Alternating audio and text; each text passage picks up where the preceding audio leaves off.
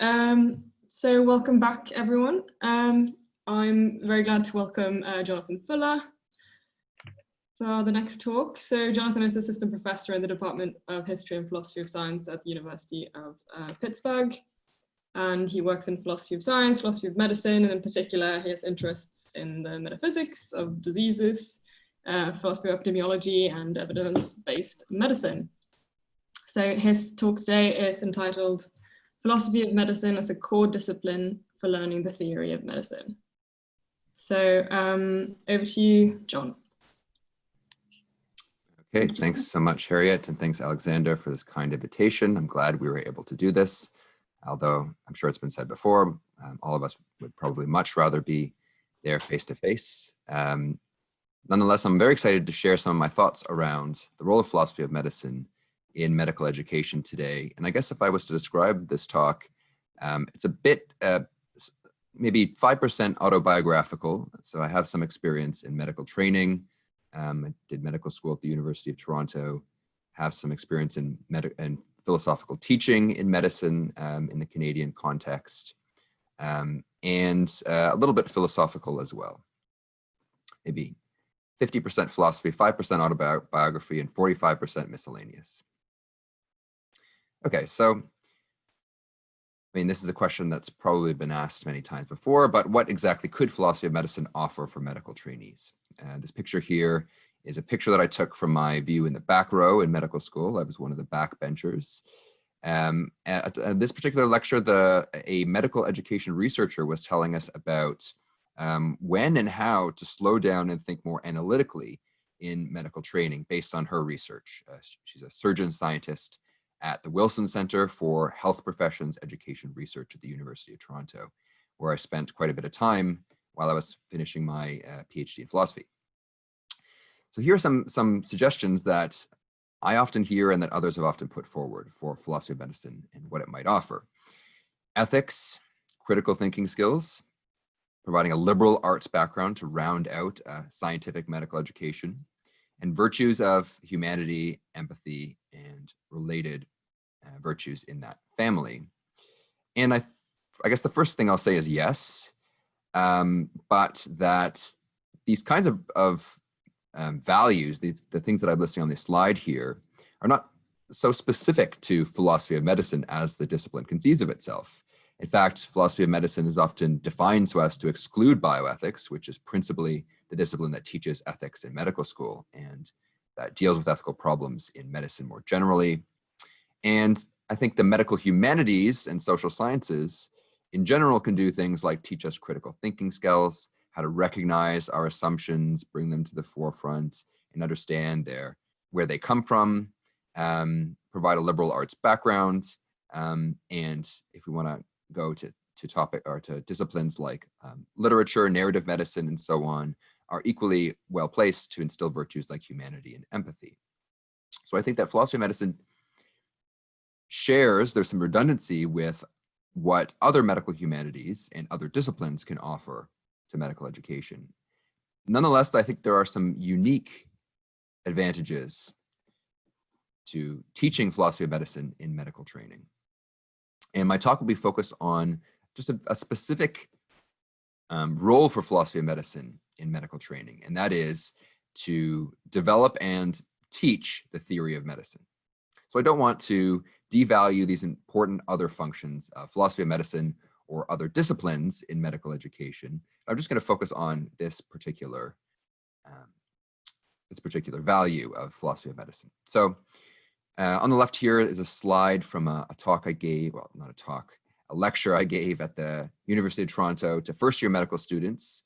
This is a talk I gave sporadically over time, sporadically because whether or not a talk on epistemology, which was what this lecture was about, was considered valuable to the medical students very much depended on who was running the curriculum at the time. So there really wasn't very much consistency there in terms of whether or not students were getting epistemology, which I taught probably 3 times overall over the years that I was at the University of Toronto. In contrast, I was a lecturer at McMaster University in Ontario, Canada for 5 years, in which I consistently taught epistemology in the curriculum. And my experience at McMaster was very different from my experience at the University of Toronto. I can share some more insights about that later on in the Q&A if you'd like. But the first kind of lesson that this taught me was that medical education is not just this panacea. So the challenges at one institution might be different than the challenges at another. And in fact, even the kinds of medical students that one encounters in the classroom can vary quite considerably within a same county, province, or state. So students at the University of Toronto were not so receptive at times to learning epistemology. Students at McMaster University were very enthusiastic about it. And there might be some reasons for that. Again, we can talk about that a bit later. Okay, so when I'm talking about the theory of medicine, what exactly am I getting at? So my thinking is that when someone learns to do engineering, they of course learn to do this partly on the job. So an engineer will undertake really a lifelong learning, like any other scientist or professional, in which they will pick up all sorts of habits, tacit knowledges, heuristics, and ways of being a good engineer. But of course, when they're learning to be an engineer, they're going to learn physical theory. They're going to learn certain methods, learn to use certain mathematical apparatus, become versed in certain tools, and learn the norms of the trade. One would think that in medicine, we should be doing the same thing. So of course, clinical thinking and clinical reasoning is often said to be something that we learn by doing. I think that's very much the paradigm for teaching clinical thinking in medical schools, at least in the context of which I'm most familiar, the Atlantic triangle of Canada, the US, and the United Kingdom. But I think it's a fairly general fact that a lot of medical training happens on the job, where even medical trainees themselves will have clinical experiences, supervised clinical experiences, where they're learning to do medicine, learning by actual doing and practice. And I think that's fine, and I think that's right. However, I think it was surprising, at least to me, that there wasn't so much explicit education in the theory of medicine where I trained at the University of Toronto. So in other words, we didn't really learn how we were supposed to go about thinking except by imitating other clinical thinkers. I never learned, what the goals of medicine were, what the whole enterprise was about, what the general approach to medicine was, why we were diagnosing, what was really prognosis about, how was treatment linked to diagnosis fundamentally. I mean, you learn through very specific examples, like how do we approach a patient with chest pain, but I couldn't really, just through my training alone, step back and think about what exactly I was doing and understand it in any clear or thorough sense. I didn't know I wasn't taught what health and disease were. I mean, I think in one slide, in one lecture, the lecturer distinguished between sickness, illness, and disease. I never really was taught to understand and work with these distinctions. I wasn't really taught what the different schemes or modes of reasoning were in diagnosis and treatment, nor what the value of explanation was in medicine, and the list can kind of go on. So the point is that although I spent a lot of time in the classroom, sitting there in the back row, learning about the theory of physiology and clinical epidemiology, I never really learned what I would consider to be the theory of medicine, which I understand as the core metaphysical concepts, epistemic norms and principles, and ethical norms and goals of medicine. And to the extent that I did learn about these things, I sort of picked them up through inference. So learning to think clinically was achieved a little bit through small group learning by dealing with specific examples and cases, and a little bit by learning to kind of imitate my colleagues and my supervisors. And this was challenging for me because there wasn't a cultural context in my institution in which clinical educators would verbalize what was going on in their head when they were thinking about a differential diagnosis and making a diagnosis and trying to come up with a management plan. They wouldn't often talk aloud. So I was forced to make inferences about what the cognitive patterns might be and what the reasoning strategies might be, and what the meaning of the concepts they were working with actually was. Okay, so this to me is somewhat of a problem, and it's a problem in part because if we don't make explicit the concepts, principles, and norms with which we're working, we risk a number of things. So we risk, I think, them being learned incompletely or not at all. And also it sort of closes off some important aspects of medicine, both to its trainees and to outsiders. So, I think it's very difficult for people to understand what's going on in diagnosis, in part because diagnosis is mainly just learned through doing, and that makes it very difficult to scrutinize and indeed to improve upon it by doing research on diagnostic reasoning and seeking to improve our methods of diagnosis. Okay, now, of course, there is some research on these areas, research that comes from fields like psychology, computer science, and other areas. So there is a developing research foundation for these things, but my point here is that it's often not brought into medical education, or at least in my experience, it certainly was not. Okay, so here's a nice quote from Jerome Kasserer and Richard Kopelman from 2010 in their book on learning clinical reasoning, in which they try to seek a much more explicit approach to teaching the theory of medicine.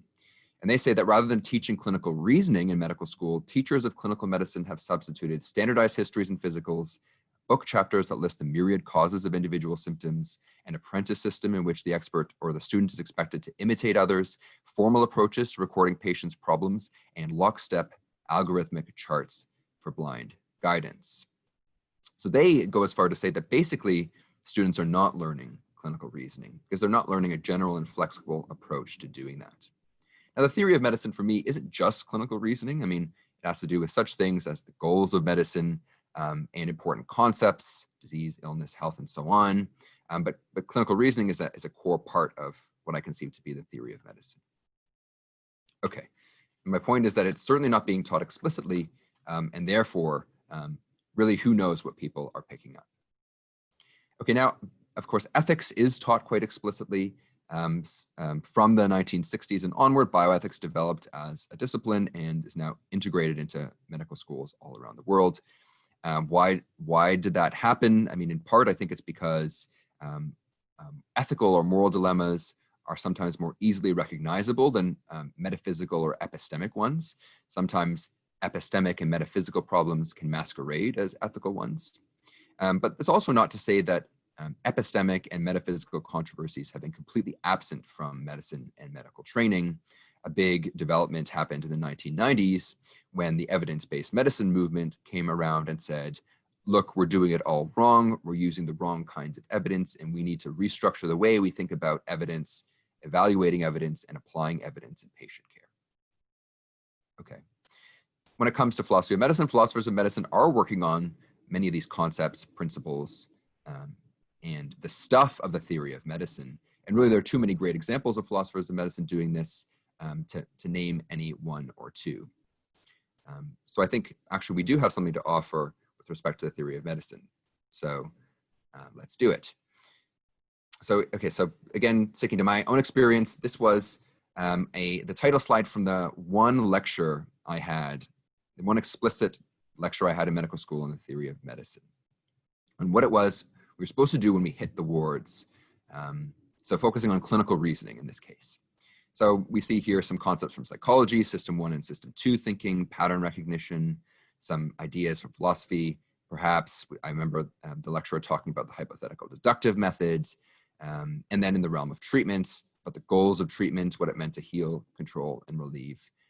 And this was quite welcome from my perspective. But again, this was kind of one talk throughout medical school. And always as a medical student, I knew that if there was just one talk on a particular subject, it wasn't going to be important. That's just one cue that you pick up as a medical trainee. The things that are foundational to being a doctor are the things that are integrated into many aspects of medical training. So we have this idea in Canada of a spiral curriculum. You have to learn the same things over and over, and it has to be done in an integrated fashion. Otherwise, it's not going to actually structure the way people think. Okay.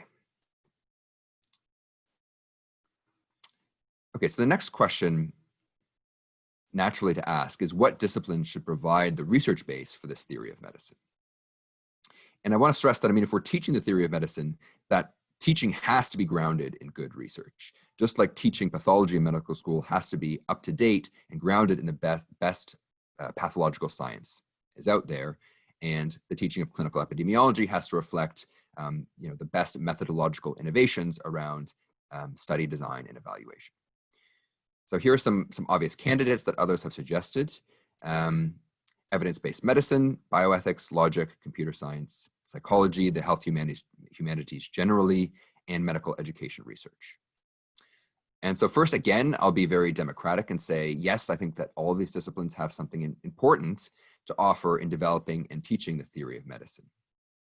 So evidence-based medicine, for instance, has made some great strides in understanding how we evaluate evidence in healthcare and synthesize evidence. It's provided a kind of epistemological framework for thinking about evidence. But as philosopher Miriam Solomon pointed out, this epistemology is incomplete and very explicitly so. So evidence-based medicine doesn't claim to teach people how to think through all the problems that a physician faces.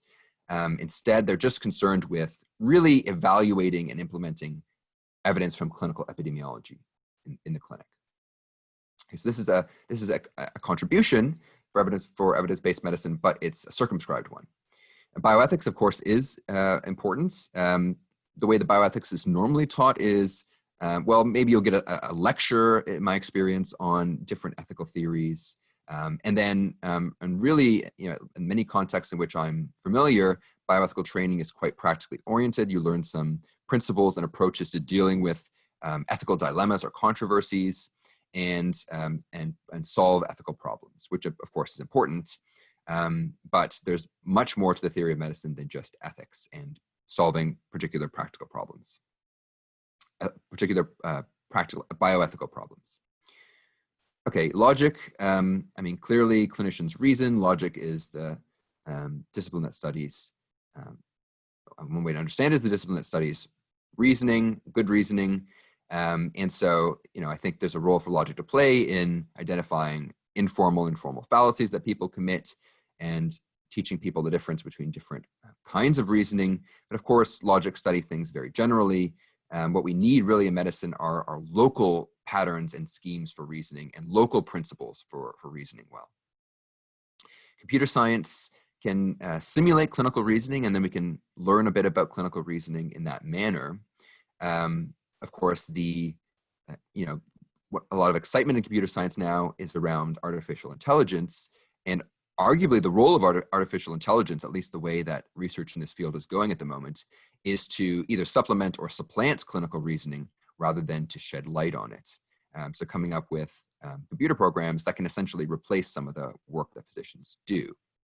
But I'm focused here on teaching clinicians the theory of medicine, how they themselves should think, at least before the computers take over. Psychology, of course, studies what goes on between the ears, the clinical cognition. Some applications of psychology in clinical education have been teaching the kinds of heuristics and biases and cognitive mistakes that people make, often derived from studies outside of clinical medicine, in psychology, undergraduate students and things like that. This, I think, is important because clinicians do make all sorts of cognitive errors. But when I'm talking about the theory of medicine, I'm really talking about something a little bit different than the kinds of mental shortcuts that clinicians make and the kinds of mistakes that they make. I'm talking about the kinds of concepts and principles that they should be adhering to in their reasoning. Okay, so the health humanities generally have lots to offer, but again, I think different disciplines have different emphases and different things to teach a clinician. So narrative medicine and literature in medicine can teach people about stories of illness, experience of illness, and perhaps it's been argued to teach people to be better at taking a medical history, better observers, and appreciate ambiguity and nonverbal cues and things like that, which is important, but not exactly what I'm talking about. On the other hand, disciplines like medical sociology and medical anthropology can teach people to uncover some current cultural assumptions and scrutinize them. Medical history can also, in a similar way, expose some of the peculiarities or assumptions of practice through comparison with the past. And all these things, again, are important, but I'll show you in a slide or two exactly what I think philosophy of medicine can offer. And finally, medical education research, I think, should be mentioned here. In a way, it's kind of an emerging research field, one that I had quite a bit of exposure to while I was doing my PhD. It's an interdisciplinary area that involves psychologists, sociologists, anthropologists, clinicians, and other methodologists who study the medical curriculum and ways of teaching people to be better physicians.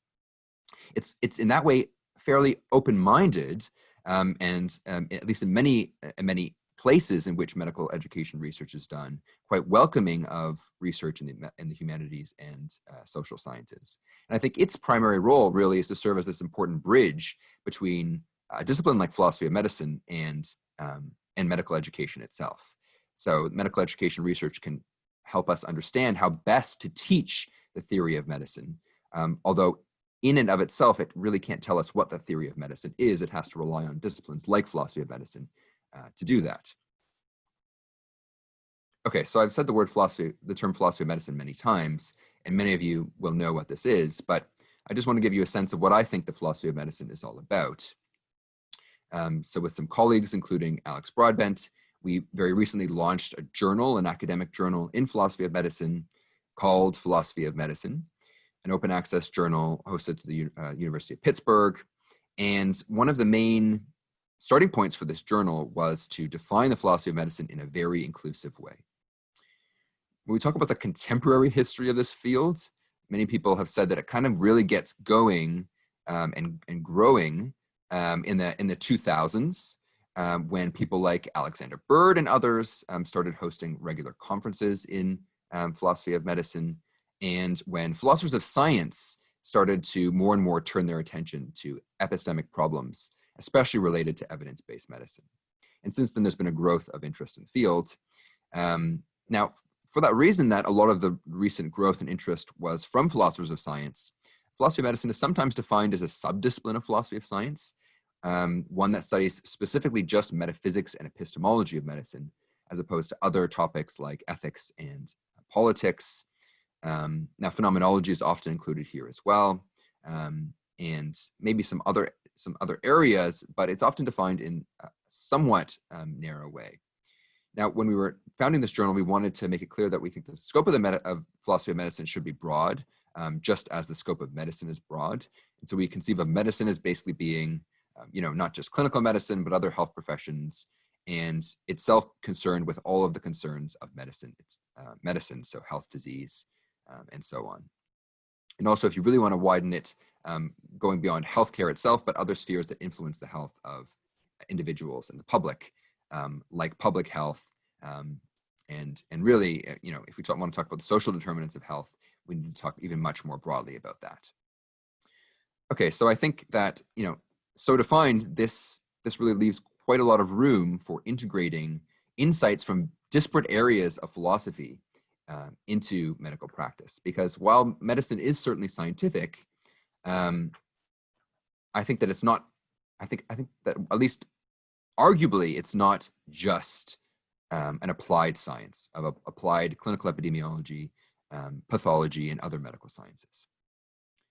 Okay, so then now that we have some sort of grips on the vast scope with which we can understand philosophy of medicine, why should philosophy of medicine serve as a core discipline, if not the core discipline, for developing and learning the theory of medicine? And my first answer to this is, okay, so well, physics is the science that, at least in part, helps to develop the theory of engineering through providing physical theory. And when I told you already that I think the theory of medicine consists of metaphysical concepts, epistemic principles, patterns of reasoning, ethical norms, and goals for medicine. And these things, metaphysical concepts, epistemology, and ethics, are exactly the things that philosophers study. So in a way, I've set up my understanding of the theory of medicine so that philosophy is the discipline that studies the theory of medicine. Okay, but I'm not doing this in an artificial way, because I really think that, I'll show you in a moment, there really are important and fundamental concepts, principles, and norms for reasoning that physicians just have to know how to do, and that philosophers of medicine, in fact, currently study. So my first answer is that philosophy of medicine is just a research discipline that works on the theory of medicine. Another answer might be that given the fact that all these other fields, psychology, computer science, and so on, are also relevant to understanding the theory of medicine, philosophy of medicine can also play an important mediating role here, because philosophers are quite generalists in their thinking. Philosophy is, on some understanding, just the application of good principles of thinking, including argument and other tools, to general problems and that we encounter as people. In fact, Wilfrid Sellars defined it as being that the aim of philosophy is to understand how things in the broadest possible sense of the term hang together in the broadest possible sense of the term. And I think this is important because there's a risk that it will become unclear how evidence-based medicine and what it has to say about clinical epidemiological evidence jives with what psychologists have to say about cognitive errors and biases in medicine. How do these different things fit together? And philosophy can answer that question. Also, a virtue of philosophy is that it can be both descriptive and normative. So not only should we describe the theory of medicine as it currently is, but we should seek to improve it. We should, just as other basic foundations of medicine develop over time, theory of medicine should improve and develop too. And finally, philosophy, I think at its best, prizes clarity and understanding, which is exactly what I think we need to, when I argue that we need to explicitly teach the theory of medicine, this is exactly what I'm getting at. Rather than implicitly gleaning what the theory of medicine is all about, we need to clearly articulate it and teach people what it's actually about. Okay, so on this slide, I'm juxtaposing Wilfrid Sellars with Hippocrates. Why am I doing that? Okay, with some hesitation, I want to point out that if you look at the history of medicine, it's not the case that the theory of medicine has just been either absent or has not been explicitly formulated in a way that's influenced clinical practice. So in the Western tradition, Hippocrates and the Hippocratics explicitly formulated a theory of medicine that is a set of concepts about what makes for health and disease, and a rich understanding of disease based on their naturalistic understanding of the human body, and then a set of treatment principles based on this as well, which essentially saw therapy as reversing the problems in which the ways in which disease manifested in the body. In case you don't know, this took the form of a very simple system, humoral physiology, and then humoral thinking came to influence medicine for thousands of years. Hippocrates was a natural philosopher. He came at the tail end of the pre-Socratic period of Western philosophy, in which he was doing lots of speculative thinking about disease and human physiology, and then applying that thinking to a theory of medicine, how physicians should go about understanding and treating illness. And of course, for thousands of years, this was kind of became codified in medicine, and in many ways was difficult to shake off. So what I want to do by suggesting that we ought to work on and better incorporate a theory of medicine to medical teaching is to basically improve upon what Hippocrates tried to do. And we're well placed to do that because, since the period of pre-Socratic Western philosophy, many branches of philosophy have developed quite well. So we now have ethics, epistemology, logic, and many other areas in their contemporary form. So in other words, philosophers of medicine have a lot more to offer in terms of a theory of medicine, thankfully, than Hippocrates did. What I'm suggesting is that we need to develop a new theory of medicine using the best philosophical research we have. Okay, so finally, what are some of the topics, what are some of the forms that this theory of medicine will take? So here I'm showing a number of topics by way of a kind of sample curriculum for a theory of medicine, something that I've been kind of thinking about in recent years and months since I finished my medical training. And I won't go into all these topics in any detail. I'll focus just on disease, illness, diagnosis, and diagnostic reasoning, but just to touch on some of these other core topics, which each might maybe serve as a lecture in medical school, in addition to being incorporated into medical training beyond that. On the topic of what is medicine, we have to understand what it is that physicians do, the goals and scope of medicine, which I think you've heard a little bit about from Alex Broadbent this morning. We need to understand what's the general approach of medicine. I mean, why is it diagnose, prognosticate, and treat. And this evolved in a very particular historical context. And why is this the approach of clinical medicine? I think we need to understand the difference between different medical traditions, alternative and scientific medicine, and so on, in order to provide some context for medical training. And then I think we need to teach very more broad and general ideas about what it is to reason, what evidence is, values are, how these things come together, and how one ought to do clinical decision-making, and then return to these various topics in teaching specific functions of the clinician, so diagnosis, prognosis, and therapy. Okay, so in the realm of disease, illness, and diagnosis, so one should learn what's commonly a distinction between disease and illness in philosophy of medicine, and learn about the different ways of thinking about disease from a concept perspective. I think there should be some phenomenology of illness to get people to appreciate the ways in which people experience their suffering. They have to also think about the relationship between disease and explanation. Mechanisms play an important role in the basic sciences. My second year education in medical school, the course itself was called Mechanisms, Management, and Manifestations of Disease. But I was never told what a mechanism was, or really the relevance of mechanisms to clinical thinking. Empathy, of course, is an important role of the clinician, but there's an important gap between a first person's experience of illness and what, for instance, biomedical scientific explanations can provide. And then one also has to think about what function diagnostic categories are playing and what role they serve in perhaps even labeling patients as having a certain pathology. Some of the topics that philosophers themselves think about. And then once we have these kind of concepts, we can then think about what it means to do diagnosis, what it means to reason diagnostically. So what role does a differential diagnosis actually play in medicine? There's a kind of, I mean, to me, I think it's a kind of myth that the reasoning process in medicine proceeds where you start with a clinical presentation, you formulate a differential diagnosis, a list of potential diagnoses that might explain the clinical presentation. Then you narrow this down into a single diagnosis and you make a diagnosis and then move on from there to provide a diagnosis and a treatment plan. And I think this model is highly simplified. And I think it'd be better to kind of probe and acknowledge some of the ways in which it's much more complicated than that in clinical practice by looking at the goal of diagnosis. And then we should also talk about diagnostic evidence, the forms that this takes, kind of applying some of the principles that we might introduce earlier with respect to what evidence is and what are some of the kind of norms of how medicine might be better or worse, or how different pieces of evidence should come together in order to warrant a hypothesis.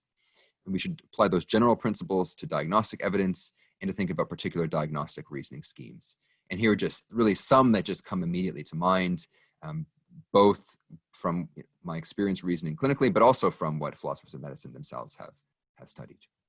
So this isn't meant to be a definite proposal about the exact things that one should teach in the realm of disease, illness, and diagnostic reasoning, but just some examples of the kinds of things that might be important for a medical student to learn in order to think more carefully and critically about what they're actually doing when they diagnose. Okay, so, and really, I'm sort of glad I didn't spend so much time on the specifics of what topics I think one should teach within a theory of medicine, because I think Rafaela did a very good job of that. But I do want to spend a bit of time talking about how we might go about teaching the theory of medicine. And here I'm just going to offer 3 basic principles or ideas. So consistent with what I said before, I think in part this has to be done explicitly.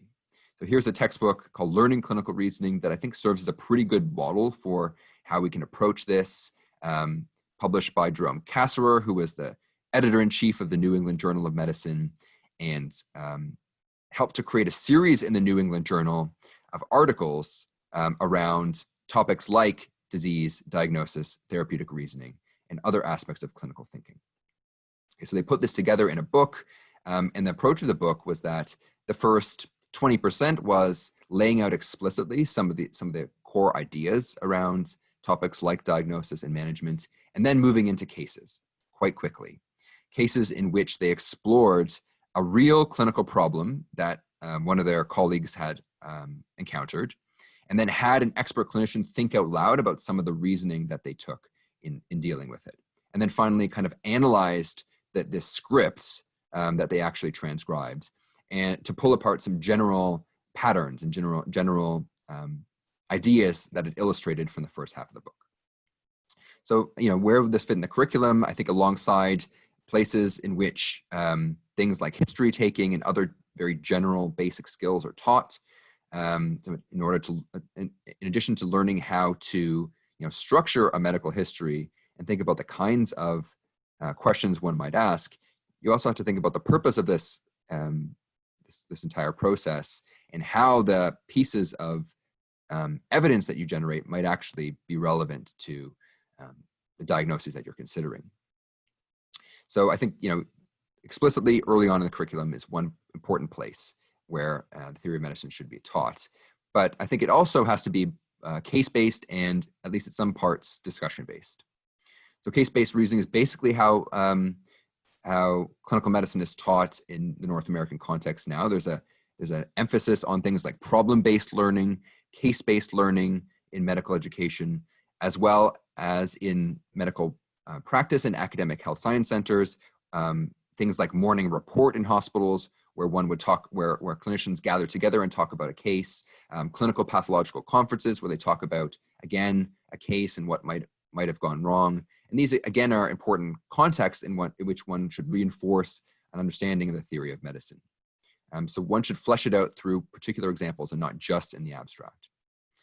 And then finally, I think this is a bit specific to philosophy and humanities generally. I mean, the way that philosophy is done and taught is through discussion. So we explore different positions, their strengths and weaknesses, and the arguments for and against each. And I think so, therefore, to some extent, some learning of the theory of medicine should also follow this pattern, in which, probably in small group settings, people discuss controversial topics through explicit reference to the epistemic, metaphysical, or ethical problems underlying them.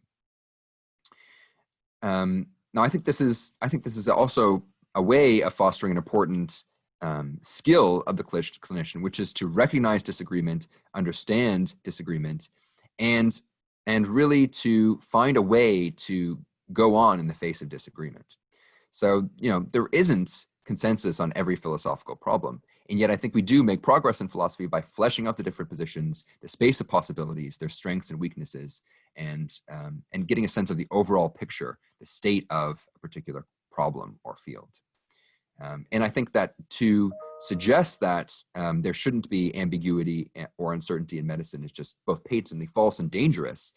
So I think that we have to acknowledge that just like there is genuine controversy around pretty much any philosophical problem, we should present this controversy as in a way that teaches people to get on while recognizing that there isn't closure on the particular problem. Okay, so like any good philosopher now, it's time for me to talk about objections. Here's just a recent photo in which somebody was delivering an objection to a talk I gave on nothing related to what I'm talking about today. Okay, so I'm going to run through a few of these objections and some preliminary thoughts that I have. Because the first, I think, and some of these have definitely been talked about already today. So first, one might say there's just no evidence to suggest that explicitly teaching the theory of medicine will make for better physicians.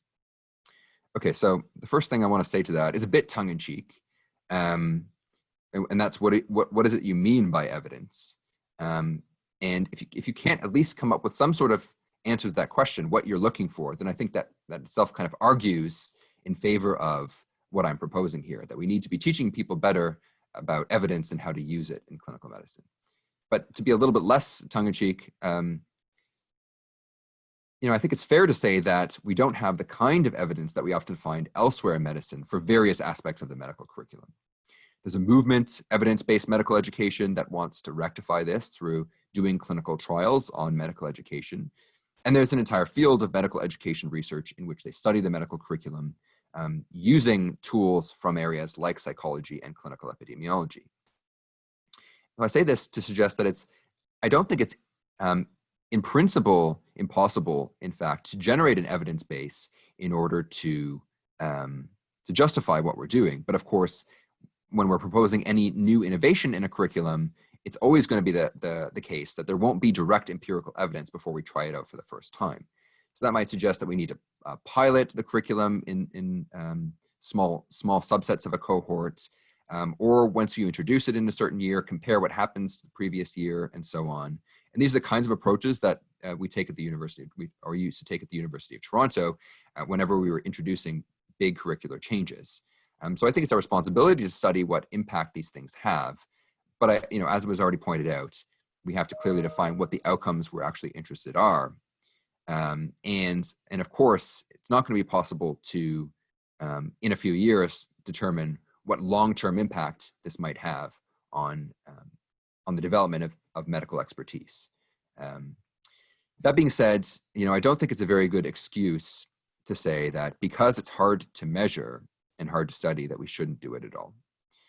I just think that it's a challenge that's not specific really to, or not so specific to philosophy of medicine, and faces pretty much any aspect of the medical curriculum. And there is a field, medical education research, that seeks to get around this problem. So I think we need to rely on our colleagues in that area in order to help us understand how we can better study the ways in which we can teach the theory of medicine well. Okay, the second kind of objection is that it's often said that expert clinical thinking is automatic rather than analytic, more similar to perhaps cycling than solving a math problem. Okay, so there is automatic clinical thinking, for sure. Paradigmatically in diagnosis, people who study this think that a lot of experts rely on shortcuts, pattern recognition, and all these other things that you wouldn't necessarily learn from a book. So they learn how to be clinical experts, not through explicitly, reading out a set of principles and applying them, but they kind of learn to do this over a long period of time after training themselves on many, many cases. They generate illness scripts or exemplars, and then they use these to guide diagnostic reasoning. There's a body of research on this topic, and I think it's important. But I think, I don't want us to over-exaggerate the importance of what's sometimes called fast or intuitive thinking at the expense of analytic thinking, because it is the case that there is a lot of slow analytic thinking in clinical medicine as well.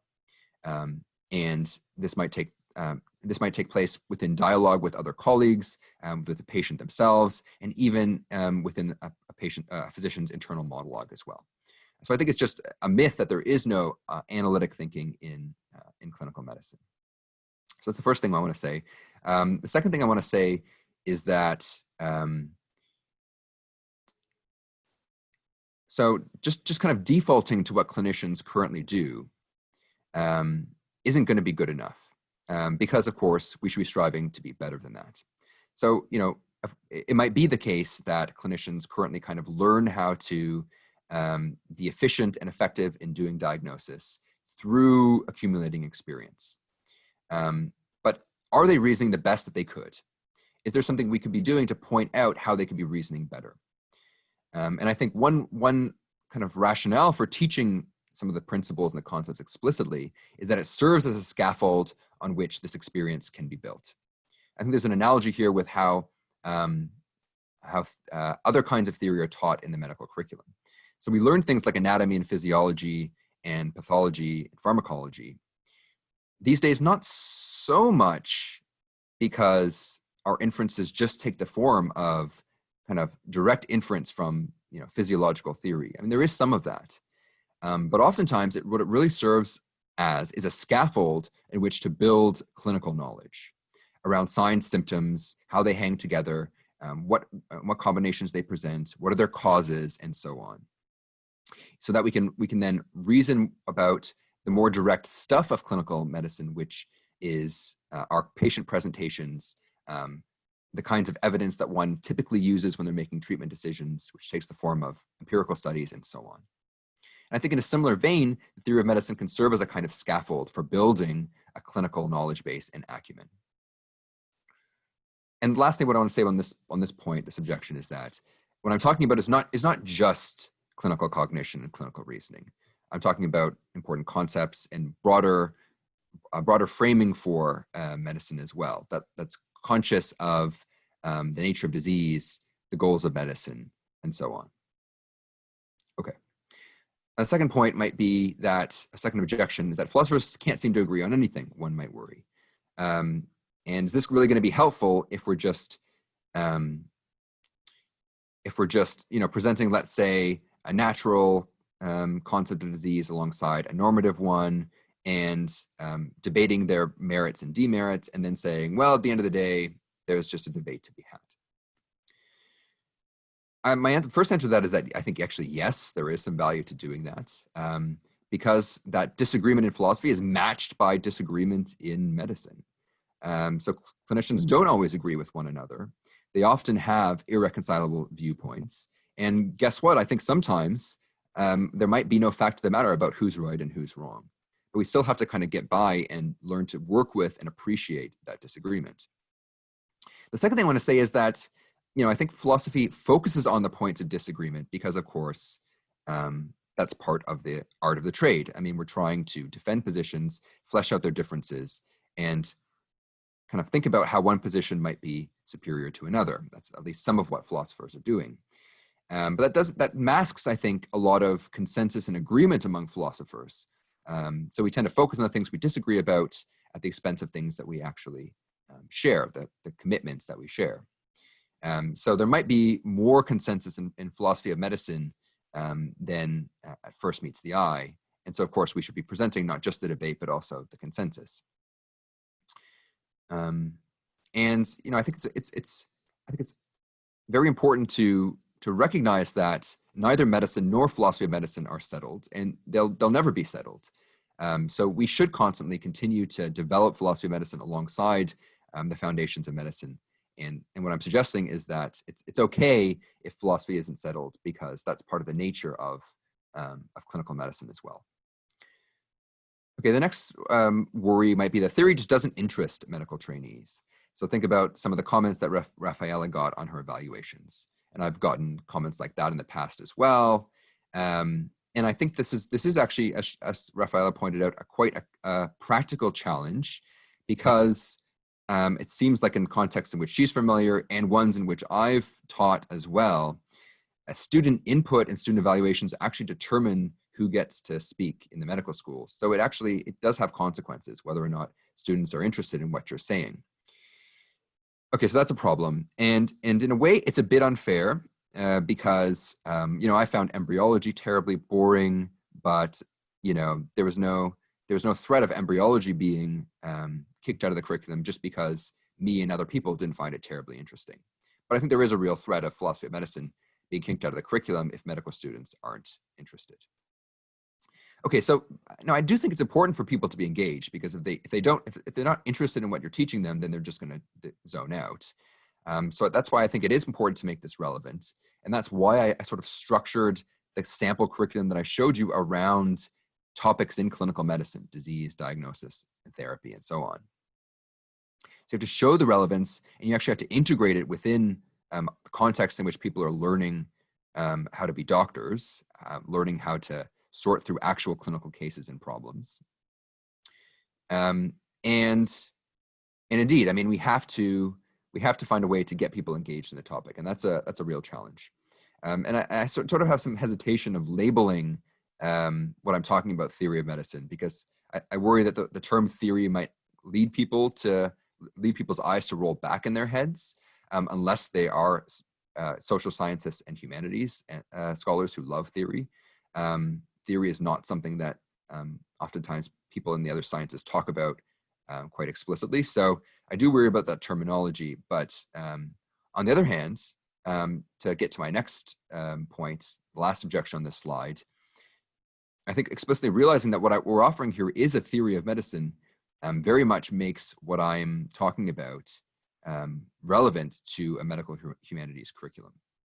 So I think one way in which to kind of get this into a curriculum is to suggest that this is a way of teaching the medical humanities, a way of teaching things like a way of inculcating into people virtues like empathy by teaching them about the limitations of our scientific understanding, the nature of illness, and so on. So I think this is essentially a medical humanities curriculum I'm proposing. It's just one that's specifically in the philosophy of medicine. So that's one place in which it could fit, in which there are places in which there's an established medical humanities curriculum. In the North American context, schools have to have some training in social sciences and humanities now, according to the accrediting body. So that creates an opportunity. And I think there are other places that it should go. So it should go alongside teaching the basics as well as more advanced topics.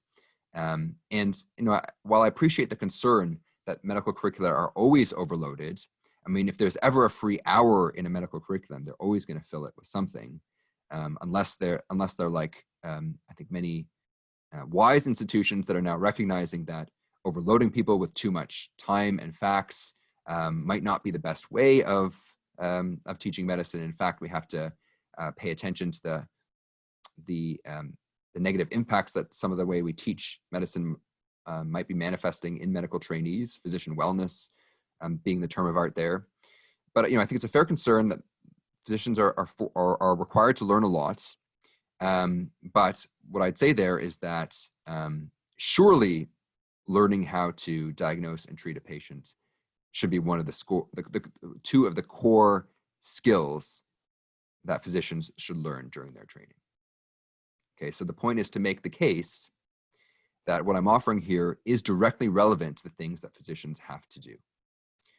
So, on that argument, we better get to it. And I will end there. Awesome. Thank you so much, John. That was just a very, very interesting talk. So as usual, if anyone has any questions, they can use the hand raising function or drop me a line in the chat. So we've got one from Dineka.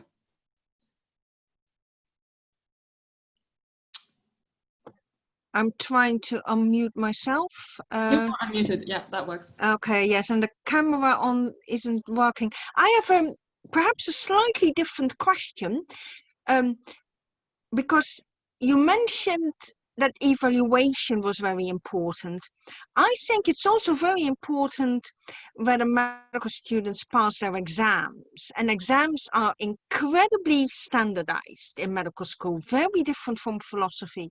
People have to do OSCEs and they have to hit certain questions and whatever. So I was just wondering, what are your ideas about assessment? Good, yeah, yeah. Very important. And yeah, that's my experience as well. So increasingly OSCEs, basically how people are evaluated throughout their medical training. These are very standardized exams that consist of usually a clinical scenario, sometimes involving a standardized patient, an actor, and physicians in training are supposed to go through a mock exercise of how they would solve that problem, and they're evaluated on their diagnostic skills and therapeutic management plan, or whatever that station is trying to examine. So I think there's two ways that we need to evaluate medical students or medical trainees understanding the theory of medicine. The first way is that, there are these standardized exams that one takes throughout medical school, but there also are just kind of book exams that people have to take, especially earlier on in their clinical training and throughout. I had to do a combination throughout my own medical training of, OSCEs and multiple choice and short answer questions. And so, short answer questions and to a lesser extent, multiple choice perhaps are a way to kind of test some of the ideas that we're talking about here. Short answer questions in particular are how I remember being examined on bioethics earlier on in my medical training. But then of course, we still need to evaluate whether or not students are learning the theory of medicine in these same kinds of formats that we're using to assess their other core skills. So their ability to make a good management plan and to counsel a patient well on a clinical problem. Okay, so we do definitely need to do that. This is a challenge that faces not just philosophy of medicine though. So it also faces bioethics. And typically what's done at the University of Toronto, where I trained, is that people will, the examiner will will often have a kind of checklist there, and they'll be looking for things like, was the physician able to kind of hear the patient's concerns? Were they able to formulate a management plan that explicitly incorporated the patient's preferences and values, and on in a more kind of negative way, were there any lapses of professionalism or ethical behavior? So we do evaluate these things, but we don't. But of course, in that context, we're not evaluating the individual's understanding of Kant versus utilitarianism, and whether or not they chose the appropriate ethical system, or indeed how they actually might have reasoned ethically towards the answer that they came to.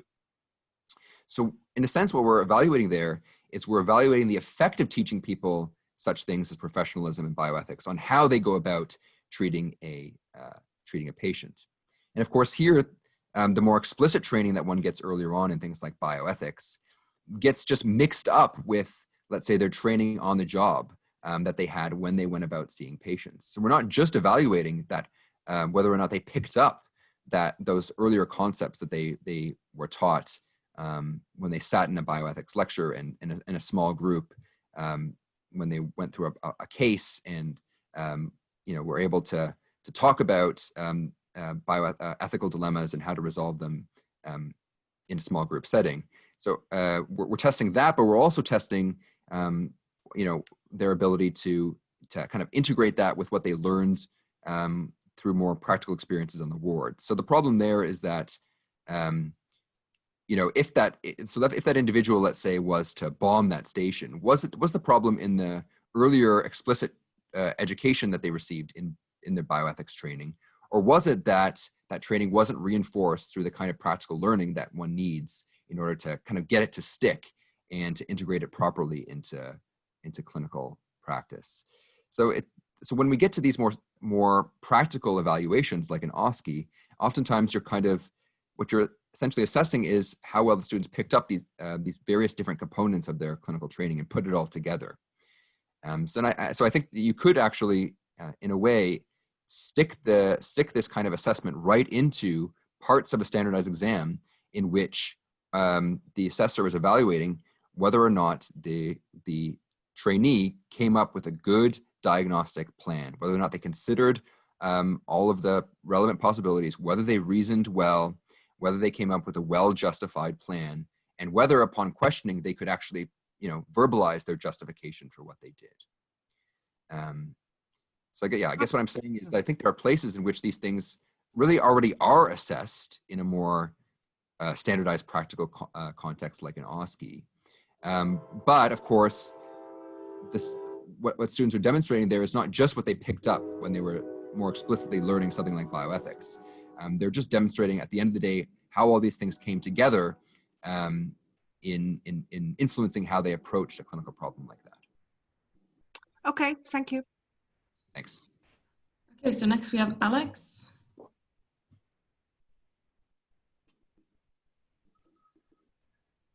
Sorry, Alex Broadbent. So I've unmuted. Thanks, John. I wanted to ask about, well, I actually had two things to say. One is sort of just more of a comment, which is that when you were talking about imitating other clinical thinkers and all this stuff, it just took me back to the sort of implicit, all the sort of Kuhnian idea about how science works in general, and the sociologists of scientific knowledge who say that this, if you agree with them, then what you're describing is actually very much the norm across the sciences. The role of theory is in science teaching more generally. I know that medicine isn't a science, but the role of theory, and even in science teaching, is highly suppressed. You get historical anecdotes, discovery stories, and so forth, which might not be particularly historically accurate, but convey a kind of exemplar, and then people are expected to learn. They learn to think like those scientists did. And I was just struck by how similar that seems to be to the medical case. And of course, it's no accident, because in the part of that whole story is that science is kind of like there's an apprenticeship model, which is like the professions, which is like law and like medicine. And I just wondered, I suppose on the sort of critical end of that observation would be, well, you know, is it perhaps there's a reason that things are that way? Are you sure it would necessarily help for it to be more explicit? And the other sort of thought I had was, is there a reason to think that so the question sort of larger question is whether there's a good reason to think that noise. Sorry. Oh, sorry. Whether there's a good reason to think that teaching philosophy to medical students is useful. But I'm worried that your answer to that, which is yes, it is, because they teaches them, it helps them to learn the theory of medicine, just pushes the question back to whether learning the theory of medicine is useful. So I mean, one of the things that interests me is that I think in the development of medicine as a discipline and the whole conceptual framework and so forth, clearly there are significant theoretical concerns. You pointed out the philosophical milieu in which Hippocrates was working and all of that. But does that mean that your day-to-day doctor actually needs that stuff? So that's the second sort of question. And whether we call it philosophy or whether we call it the theory of medicine, you know, does that actually make a difference? Good. Yeah. So I think I'm sort of on your first point. This is something that I worry about. I mean, forever, really, the one of the main ways in which medicine has been taught in the Western tradition has been through an apprenticeship model. And really, it was only in the 1800s in the Western context that a kind of more standardized approach to medical education took hold at the universities, you know, first in Paris and then in some ways last in America, in which people were expected to learn theory first, and then they were expected to go onto the wards and take part in this clinical apprenticeship. But it was at that point it became principles before practice. So people thought that now there was enough medical theory around that you needed to actually devote some time in any medical school worthy of calling itself a medical school to learning that theory before you hit the wards. So, you know, the thought is that, you know, there's more to just being a good doctor than learning how to behave like your clinical mentors. You have to learn some basic science understanding, and you have to learn some explicit knowledge in order to be a good doctor. So really, I mean, part of what I'm saying is already in a way recognized to some extent within our current models of medical education. There is some material that one has to master before you're able to, you know, head into a clinic and start to learn by imitating and doing. Okay, so why your second question was really why should we supplement learning about concepts and theory in physiology with learning concepts and theory in philosophy of medicine, basically. So part of what I'm saying is that there are parts of the theory of medicine that we still have to be worked out. I mean, there still are working on these areas and they're underdeveloped. So thinking about the goals and scope of medicine, I think is an area of underdevelopment in philosophy of medicine, and so I think that some of these areas we just need to continue to work on before really we're even able to offer anything very clear to say to a medical trainee as philosophers of medicine. So yeah, that's the first thing I want to say. But on the other hand, there is an implicit theory of medicine that clinicians already learn throughout their medical training. So they learn implicitly what it means to diagnose someone and what one should be doing when one is engaged in diagnosis. And they learn implicitly or intuitively the kinds of mental processes that one should undertake in doing diagnosis. So part of what I'm suggesting here is that is not that we should be teaching the theory of medicine in places where it's not already taught. I'm saying in part that we should be teaching the theory of medicine differently in those instances in which it currently is taught only implicitly. Okay, so then really that pushes the argument onto why it would be useful to teach some of these things explicitly. And I mean, there I think, in the absence of empirical evidence, I really just have to rely on analogies. So, so imagine trying to understand how to be a lawyer without learning important legal principles. So this is not, legal principles are not just, particular cases and the decisions that were made. They're also the very general, fundamental, and often kind of taken for granted precepts and constraints found within a particular legal system that people have to learn as part of the theory of law.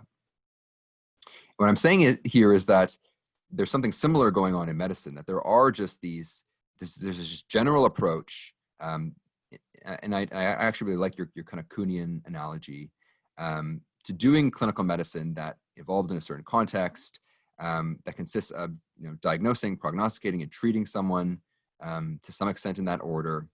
And alongside that, certain concepts of what a disease is, about how a diagnostic taxonomy is structured, and to learn these and to understand these principles and concepts purely by trying to imitate and guess what's going on between someone else's ears, I think is just a risky way of teaching clinical thinking.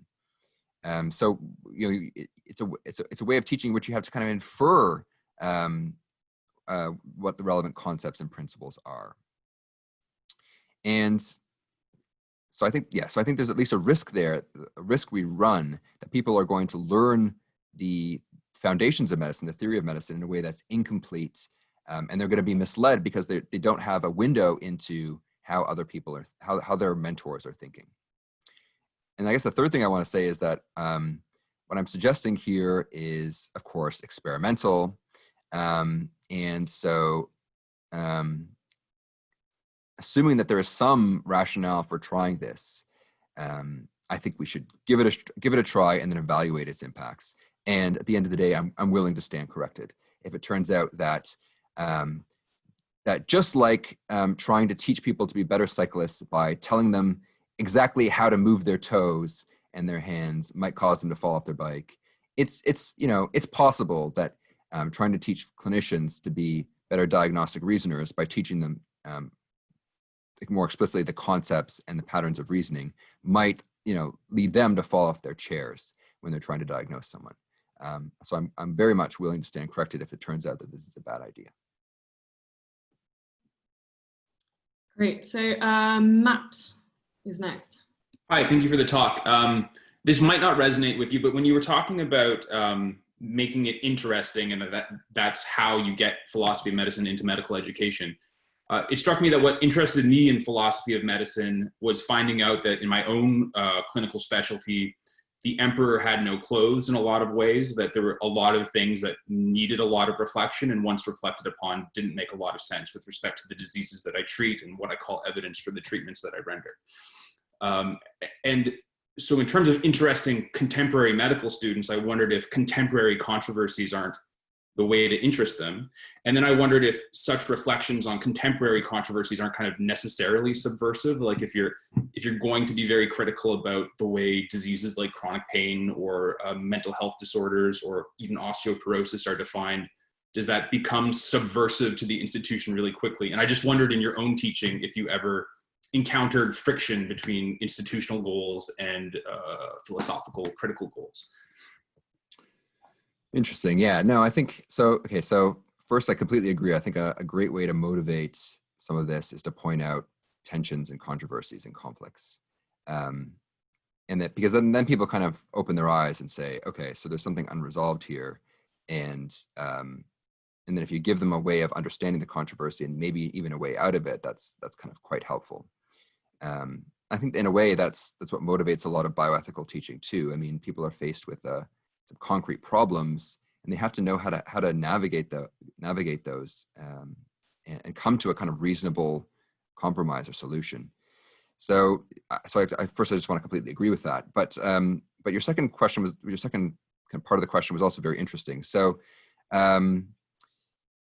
yeah, I mean, I think some of this stuff can be subversive in that it can be critical. So we could be questioning the way that clinicians currently think and scrutinizing the concepts that they actually use, and maybe even the goals of what they're doing. If we were to say that perhaps people are too focused on diagnosing and treating disease using technologies like drugs or surgeries, and we should be more concerned with people's well-being, their social context, and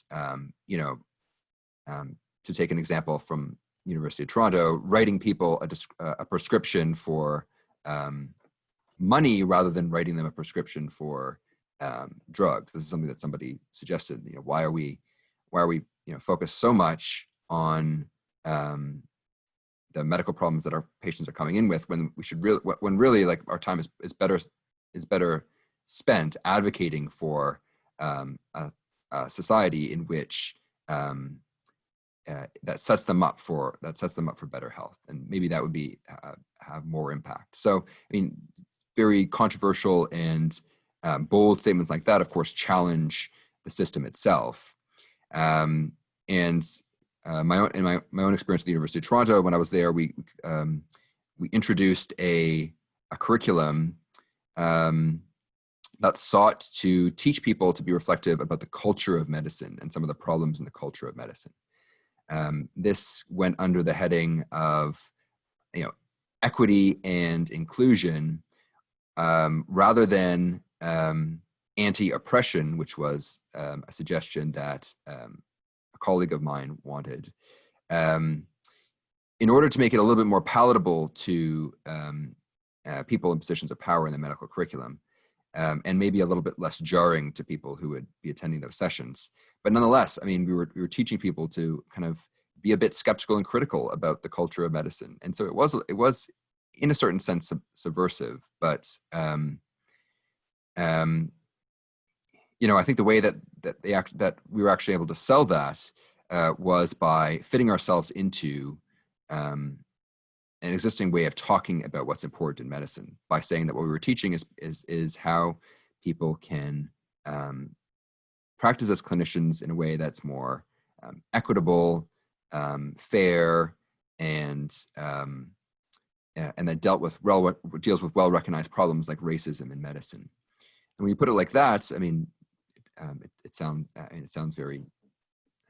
nice and important, but of course, a lot of what we were doing was really pointing out the structures within medicine that themselves were probably responsible for a lot of the problems that we then discussed. So, I mean, part of it is kind of selling what you're doing in a way that makes sense to those who are kind of in positions of power in the curriculum, I think, because, potentially what you're offering is critical, and in some cases, I like your word subversive, because, I mean, what I'm suggesting here is not just to recapitulate what people are already doing, but to improve upon it, which will mean criticizing in a constructive way the way that things are currently done. Great, thanks. I might let myself have a very short question before we have to end this, but I really like the way you're framing this as, it's a question of teaching sort of the basic theoretical principles of medicine, or basic conceptual ideas. And I'm just wondering, sort of on this note, but also in reference to what other people have been saying about making sort of philosophy palatable for medical students and for medical schools, whether framing it in that way might actually be quite useful. I'm thinking, for example, if you as a medical student in your first and your second year and you have a course called something like Theories and Concepts in Medicine, whether that might not trigger the kind of like hostility and sort of, perception that this is not important that you sometimes get with medical students at that level. Right. So maybe are you pointing out the kind of how framing it as a theory of medicine might be potentially risky in immediately kind of triggering this kind of reaction? No, I'm thinking the opposite, actually, that, because I think philosophy is triggering, for right, people in the sciences, or at least people who maybe are at kind of early stages, you know, that people kind of have a perception that it's not, you know, it's ethics, it's philosophy, it's not really of relevance to what we're doing. Right. I mean, okay, so yeah, I think framing is essential here. So I'm not suggesting that it be called a medical humanities or philosophy of medicine curriculum, even though covertly that's essentially what it is. What I'm suggesting is that I mean, it's just the term theory of medicine because I think it kind of makes sense, but even that term I have some worries about. So sometimes I've thought maybe like foundations of medicine would be a better idea, although that's maybe a bit too ambiguous. But, you know, okay, setting aside just what we call the curriculum itself, I mean, what I want to propose is not, you know, teaching sessions like what is the, you know, concept of disease, phenomenology of illness, logic of clinical reasoning, but just really put this in terms that people already appreciate as being important. Like medical reasoning, evidence, which is a term that people use, values, a term they use, decision-making, something they obviously do, and so on. So part of this is kind of structuring it in such a way that it already falls into the kind of categories that people recognize is important. And I think that's not just about salesmanship. I think it's actually important. I think people need to, you know, not learn, you know, what Alex Broadbent's theory of medicine is, and then they'll say, okay, that's interesting, and then go off on their way. I think they need to learn something like, okay, so, you know, what's the scope of the kinds of problems that a physician ought to deal with in the clinic? What falls within the scope of medicine? You know, if a person is presenting and their chief problem is that they're impoverished and that's why they are in poor health, what role does medicine have to play in that kind of context? And that's a more focused kind of question, and not one that's framed in such a way to be lofty and therefore maybe off-putting. And frankly, also just maybe not so relevant. I mean, if we're just teaching this in the abstract, they're never going to apply it to the things that they're actually doing. So we need to teach things like concepts of health, but we need to teach it in the context in which they're understanding, well, what relevance does this have to diagnosis, for instance? So it really is about understanding diagnosis and diagnostic reasoning rather than more abstractly, what is disease? And then separately, you know, how should one reason? It has to be done in such a way that it's integrated already into the kinds of skills that they need to learn. Thank you very much, John. Thanks. Thanks.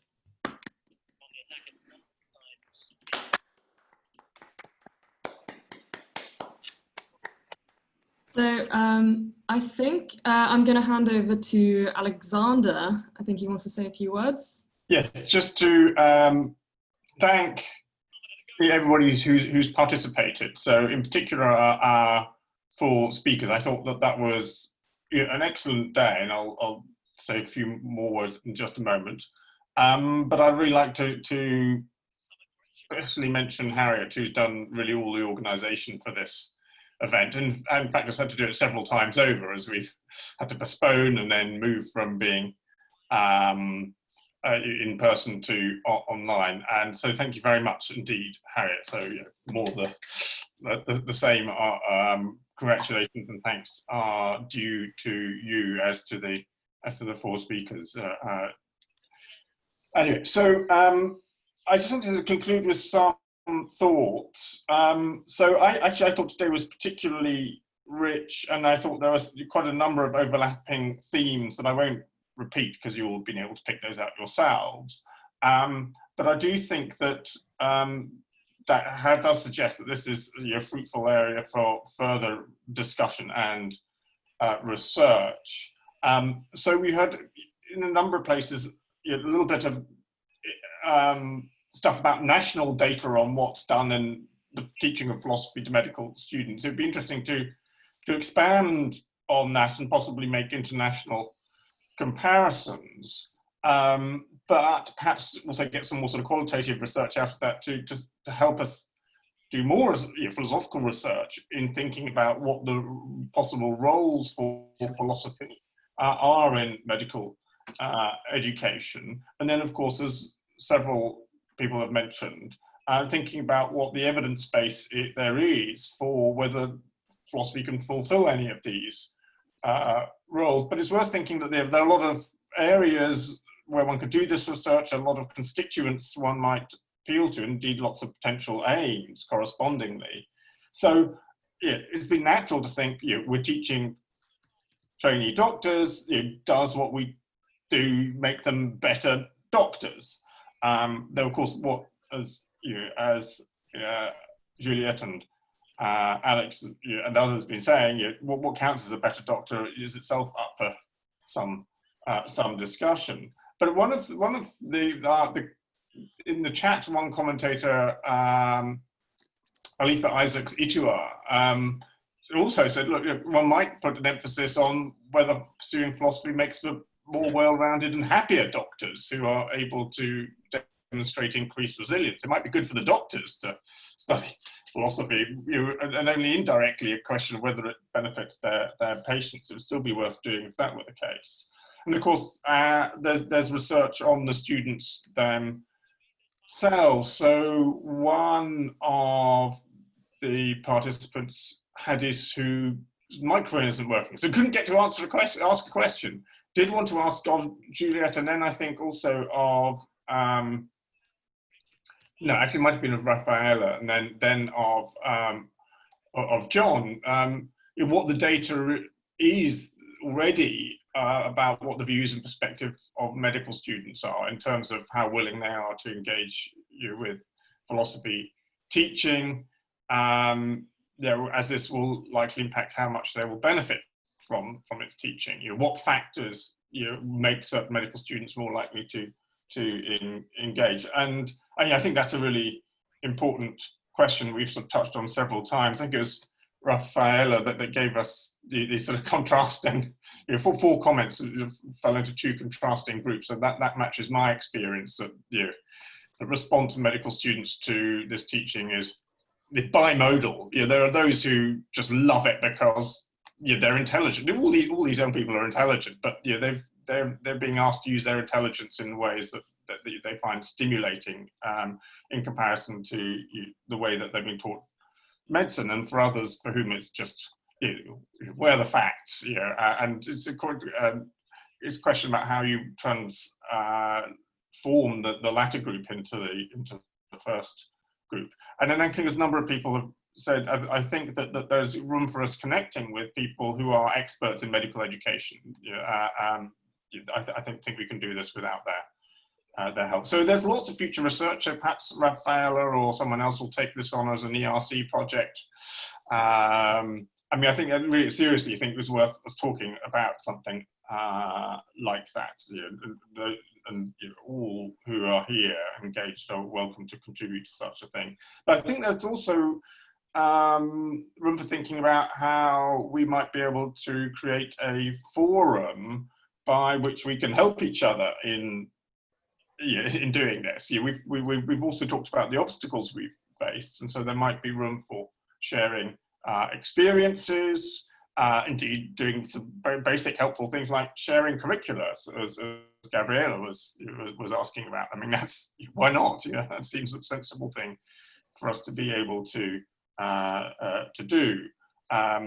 So sharing curricula, share experiences, particularly about what works and possibly what doesn't. And perhaps it's an opportunity to mention again the new journal that John mentioned, that he and Alex Broadbent, that is, have recently launched. So that's a fantastic venture, and I hope that will provide a venue for the various things that we've been talking about today, and possibly the research I've been mentioning, and possibly also a forum for sharing good practice with regard to medical education. Okay, so that's my sort of summary. Thanks very much again to all of you who participated, in particular the speakers, and to Harriet. I think this is going to be a fruitful area. We should continue, not just sort of say, well, that was a nice day, and then to disperse.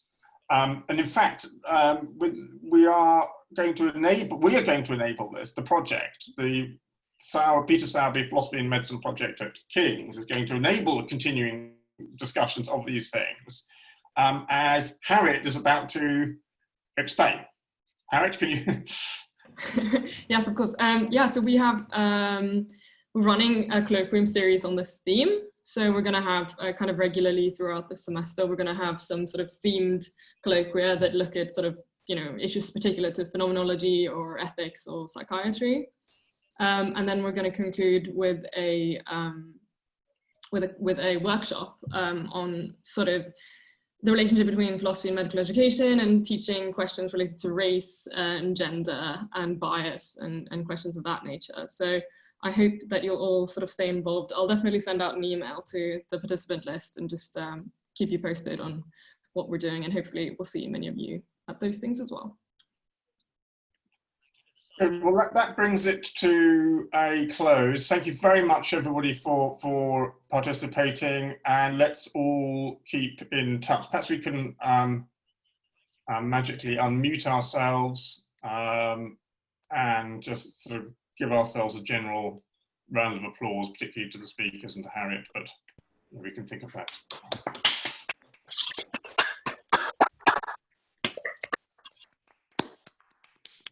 Thanks, everyone. Nice to see you all, and I hope to see as many of you as possible in due course and at the colloquia that Harriet is organising. Thanks a lot. Thank you very much. Thank you. Bye. Bye. Thank you.